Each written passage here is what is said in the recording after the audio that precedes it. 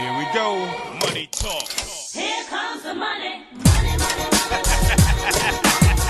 Dollar, dollar. Dollar, dollar. Another great episode of DubCast coming down the pike. As a quick reminder, each week on DubCast, we'll chop it up in the studio with some of the industry's top handicappers to get more detail on their handicapping approach, their origin story, and what makes them special. A truly special guest in studio today. We're happy to welcome in from an undisclosed tropical location, the handicapper you and I know as Caribbean Capper. CC, really happy to have you on, one of Twitter's most popular handicapping geniuses. Please say hello to the listeners at home, and welcome to DubCast. What's up, everyone? Thanks for having me. I'm happy to be here. So I like to start pretty much every episode just trying to understand the origin story of a given handicapper. It's no secret that you're something of a comic book hero, an internet celebrity, a man behind the mask. I'm really curious, kind of peeling back a layer, how Caribbean Capper came to be, how the Twitter handicapping persona was born, and how you got to where you are today here in 2022. Yeah, I'd say my origin story is pretty basic. Not like some of the other ones you might hear. For me, is just love of sports my entire life. I've watched sports since the day I was born, 24/7. Every sport you name it, I'll always be watching it.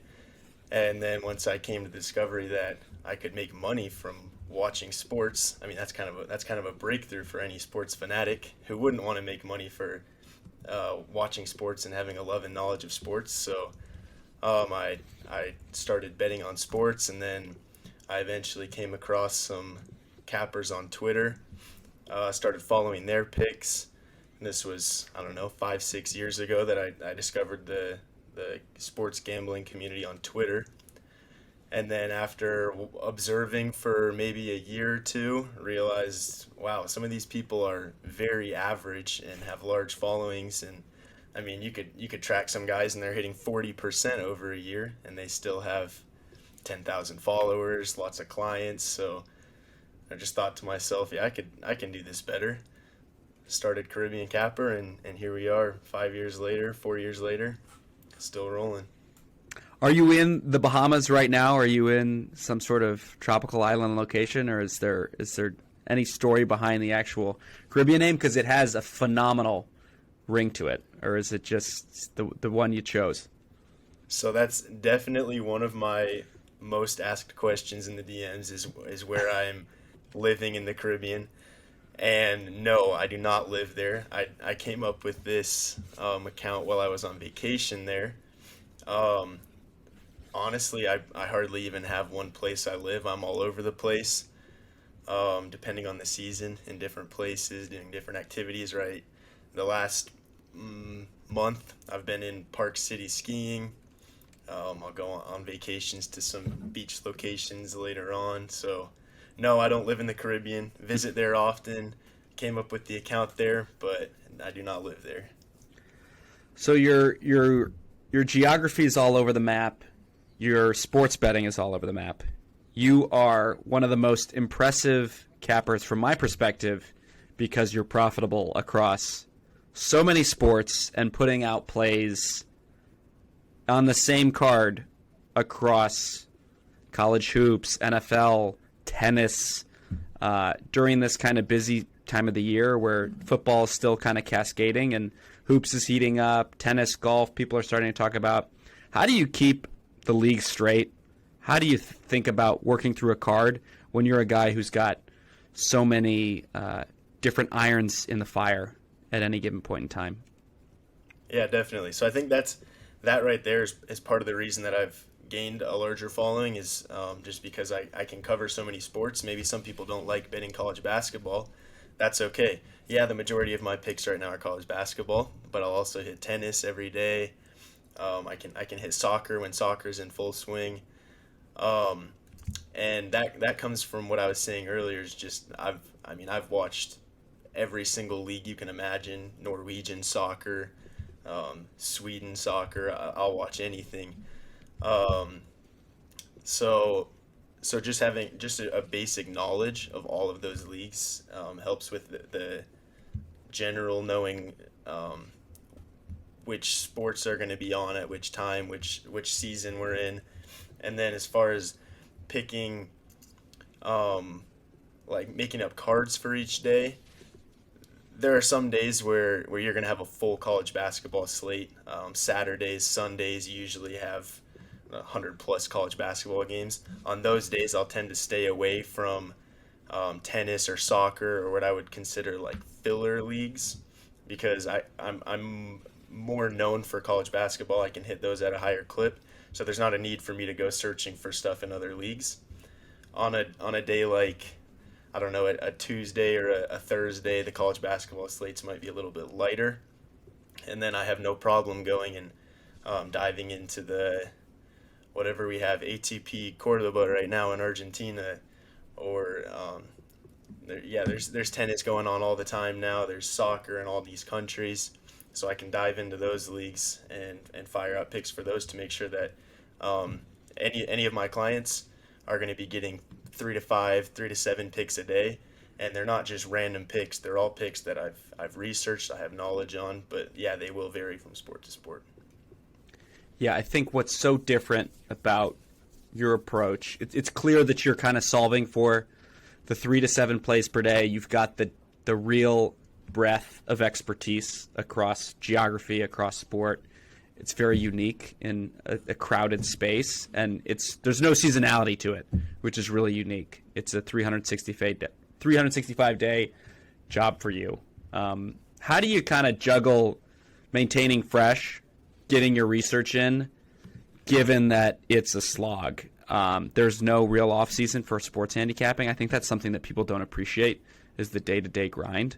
And you've proven to be extremely profitable across sports. So is there any kind of, for the recreational bettor out there who's trying to maybe emulate your success, some advice you could pass along for how to be really dynamic across sports and also profitable? Yeah, the one thing that I would suggest for new handicappers or sports bettors is just because there are so many different sports going right now, so many things you can bet on per day, doesn't mean you need to bet on them. There's 120 college basketball games on a Saturday. You'll see me bet 5 to 7 of them, and that's the most you'll see from me in a day. You don't need a hit. I'm not going to go bet on a tennis match just because there's a tennis match. I didn't have anything today, even though there's plenty of tennis matches going. You need to stick to what you're actually confident in, and not just have action because you can have action.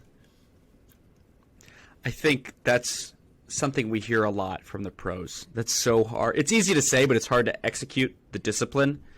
And because you've got such a broad range of expertise, it allows you to be a lot choosier in terms of only picking plays where you see a ton of value, as opposed to a lot of single sport or two sport cappers who just don't have a big bench of games that they can pick from on any given day. So it's really unique. One thing I do want to talk about when we talk about picking plays of high confidence, your max plays are, I think it's fair to say, legendary at this point. I don't have the latest metric, but when last we talked, you were hitting at, 80%, 70% in terms of these 5U max plays. I don't want you to give away any secret sauce, but I do want to get a little bit of insight in terms of what triggers that. How have you developed at least the process for identifying over time when you want to tag something as a max play? I know our listeners will find this super interesting. Yeah, definitely. So, yeah, as you said, my max plays over the last 2-ish years that I've been tracking every single pick. They're hitting at 74% right now. So, personally, I'd say that's a pretty good percentage. So, yeah, a lot goes into deciding something will be an actual max play. I see a lot of cappers on Twitter, and I'll never start beef with anyone. Everyone has their own style, but some people will put out a max play every single day, a lock of the 5 lock of the weeks in 1 week, 10 lock of the years just in January. my max plays are super selective, and I think that's why they're hitting at a higher rate. Um, I do have a lot of analytical websites that I'll look into and different stats for any given bet. And yeah, max play is really just when a mix of when all of those things are lining up. When I found some deviant lines that I like, um, different trends that all line up, a team that's been profitable for me historically. When all of those things line up, and then there's the added gut feeling where I mean, sometimes you just know, like, yeah, this is hitting for sure. That's when you can label it as a max. Obviously, there's a lot more that goes into it than just that, but like you said, if I share all the secrets, everyone will have them. So, What you just said is super important, and I think a lot of people underestimate the element of kind of gut for someone who's gotten a ton of reps in professional handicappings. You've been following sports for a zillion years. You've been betting on sports for a zillion minus a few, and public for quite a bit now. Your plays are obviously very well researched, and there's a ton of analytical tools at everyone's fingertips today, more than ever in the history of information. How do you balance kind of being data oriented and seeking value with also letting your gut talk to you? Because I think all the best handicappers do both really well. And I'm curious your kind of mental model for working through the right balance of numbers plus experience and kind of earned knowledge. yeah, and you're right. You'll see both sides in the gambling community. There's people that will not even touch analytics. It's just pure like what do I think is going to win tonight? That might be a little risky in the long run. And then there's the opposite side where people just have a model and they just click refresh on their model, and whatever shows up, they play it, no questions asked. And yeah, I like to find a happy medium between those two. I'm not purely analytical. I'm also not purely gut feeling. I have a lot of stuff that I've looked at or that I've used historically to determine what stuff I want to consider betting on. And then yeah, a large portion, maybe 50-60% of me is not exactly, I mean, yeah, gut feeling, but it's more to it than just like, yeah, I think this team's going to win tonight. You can kind of just tell when there are certain teams that are hot, when there are teams you need to avoid. You can't, in my opinion, you can't rely on analytics completely because analytics don't always factor in injuries. They don't always factor in a home court advantage or a hot streak. So I like to use a combination of the two of them, but I do use a lot of, if you want to call it gut feeling, then gut feeling. Yeah, I mean, the saying is what all models are wrong, some are useful, and I think Yes. the ability to kind of use analytical tools as the tool to go from this big giant slate on a Saturday morning to funnel it down to a few games that you want to really evaluate deeply, and then having some qualitative plus quantitative tools to analyze that smaller cohort is really a recipe for success. And the other thing that's not always priced into a model is what unit you're ascribing to a given wager and proper bankroll management. I know that's something you feel strongly about. Maybe spend a minute just unpacking how better should think about your max plays and how they should think about optimizing bankroll management over the long term to be profitable.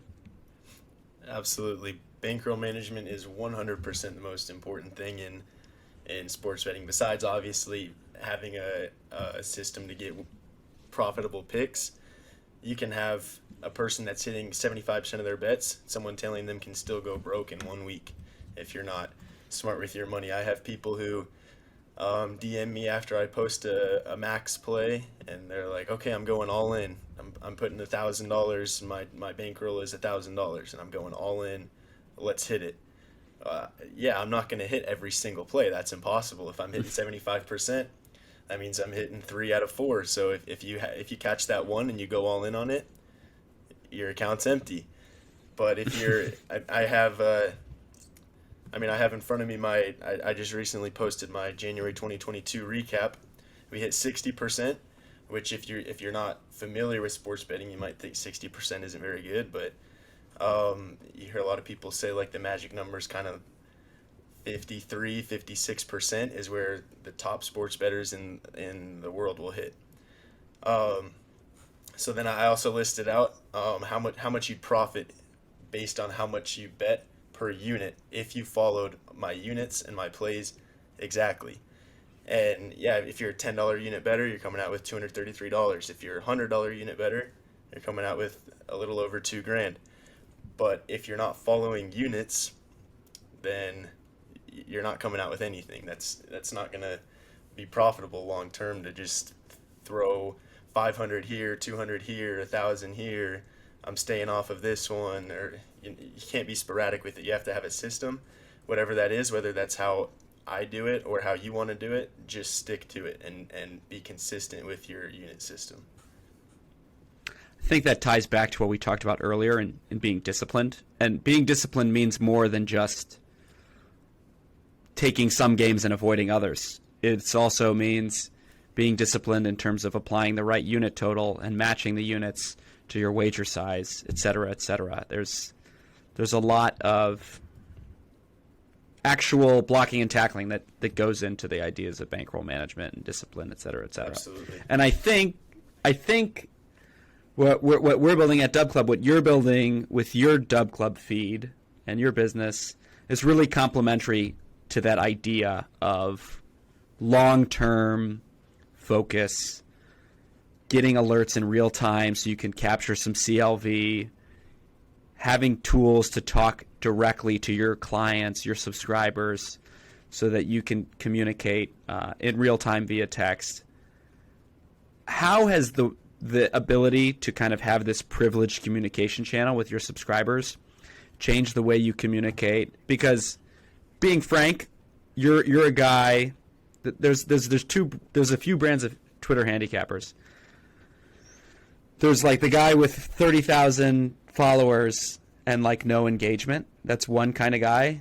There's guys with 30,000 followers and a ton of engagement. And then there's guys with like 10,000 followers like yourself who are like their engagement matches up with a 30K follower guy because their followers are just so hardcore and such believers in the process. So how has this new tool changed the way you communicate with subscribers? What are some of the reviews you've been seeing so far? I think the biggest or the most consistent review that I've seen as a benefit from Dub Club is you're not going to miss plays. You're way more likely to see a text pop up on your phone than you are to go on Twitter, whether you have post notifications on or not. You miss Twitter posts a lot more frequently than you miss a text to your phone. So clients being able to like receive a text the second I place my bets, almost nobody is missing that. I was just talking to another member of Dub Club earlier today, and I was looking at the analytics that we can see of the engagement, how many people are opening my picks as I send them out. And I believe right now I have 145 subscribers, and within 2 minutes of sending out my picks today, 105 people had opened them out of 145 people.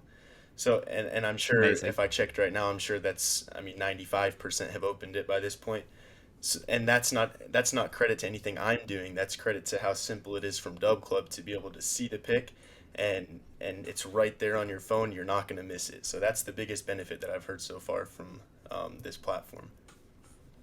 Yeah, and I think that's really the pain I think that we're trying to solve here, because as we've talked at length, like it's hard enough trying to be disciplined and trying to stick to the process, just steady state, right? I mean, having a handicapper who's a pro who knows what they're doing is a huge benefit for someone who's learning how to bet or trying to be really profitable and generate passive income. But then trying to wade through the garbage that is Twitter notifications and all that stuff just makes life that much harder. So Yeah, we're having a lot of for fun sure. trying to solve some pain. Twitter is very spammy. There's a lot of stuff on there that isn't going to be beneficial to you in any way. and that's all the marketing tactics and advertising your picks and all that. But yeah, if you come to Dub Club, you're gonna get the juice, and that's it. I do want to talk for maybe a minute or two. This is something we touched on in our Q&A, our written Q&A a few months back. But like I said, your engagement per capita is like insane. What do you attribute kind of the ferocity of your follower base to? Because it's really different in terms of, for your Twitter follower base, the amount of people who are converting into paying subscribers, who are interacting with your content is fantastic. What's the secret sauce there in terms of building real engagement and community? One of the things I try to prioritize is always being able to help anyone if they have a question, if they don't understand a bet I send out. I make sure I respond to every single DM. Sometimes it does take a little bit because I mean, there's a lot of them and there's a lot of stuff You're a going on. popular guy. But yeah, some days the DMs are a little flooded. But if you're part of my VIP or even just a regular follower who can't afford the picks but can get the free plays, and there's absolutely nothing wrong with that. Everyone's in a different position. I'm gonna make sure you know what the bet is, where the best place to place it is. If you need a sports book, I'll lead you in the right direction. I try my best to make sure that everyone's just having the best experience, a profitable experience, and heading in the right direction, because you'll hear it over and over. We all have the same end goal, and that's to beat the books. So the only way to do that is working together. Super fun interview.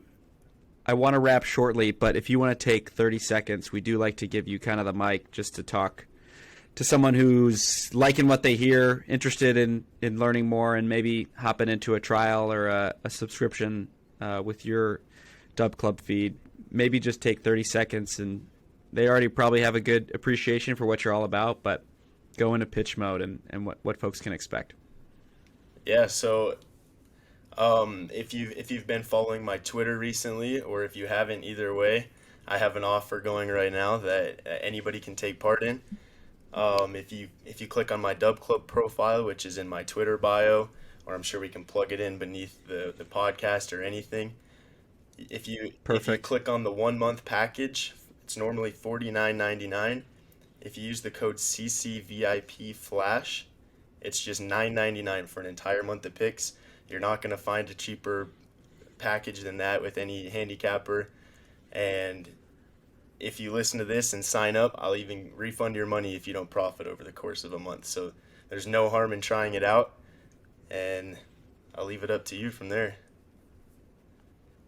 Fantastic. We will plug the promo code into the show notes and make sure that the folks listening can hop in, because that is an absurd deal for capper who is hotter than hell right now. So always great to catch up, CC. Keep up the great work. Super interesting, fun interview, and we'll see you on the flip. Yeah, thanks for having me on. It was good to talk to you guys.